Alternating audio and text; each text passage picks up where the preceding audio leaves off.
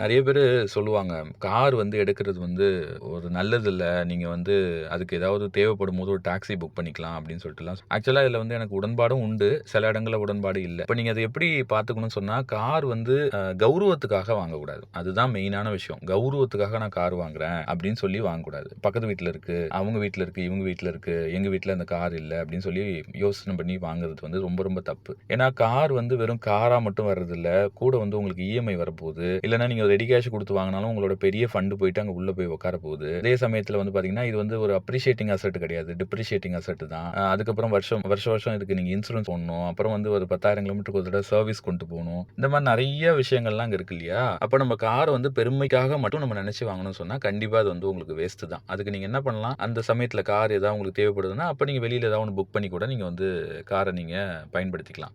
நான் என்ன சொல்லுவேன்னா, ஒரு வேள நீங்க பிசினஸ் பண்றீங்க. அந்த பிசினஸ்க்கு அந்த கார் ரொம்ப யூஸ்ஃபுல்லா இருக்கும். இல்ல உங்க வீட்ல யாரோ ஒருத்தவங்களுக்கு அந்த கார் வந்து ரொம்ப டே டூ டே லைஃப்ல ஏதோ ஒரு விஷயத்துக்கு அது வந்து பயன்படுது. அதனால உங்களுக்கு ஏதோ ஒரு வகையில ஒரு வருமானம் வருது அப்படின்னு சொல்லி சொன்னா, மேபி நம்ம கார் எடுக்கிறத பத்தி யோசிக்கலாம். இப்ப என்னோட பெர்சனல் எக்ஸ்பீரியன்ஸ்ல என்னோட பிசினஸ்க்கு இந்த கார் தேவைப்படுது. நான் என்ன சொல்லப்போனா, இத வச்சு நான் வந்து இந்த கார் வாங்குன காச ஓரளவுக்கு நான் வந்து கவர் பண்ணியிருக்கேன். இந்த கார வச்சே. அப்படி இருக்கும்போது நீங்க தாராளமா வாங்கலாம். இல்லன்னு சொன்னா நான் பெருமைக்காக மட்டும் வாங்குறேன்னு சொன்னா, கொஞ்சம் யோசிச்சு பாருங்க.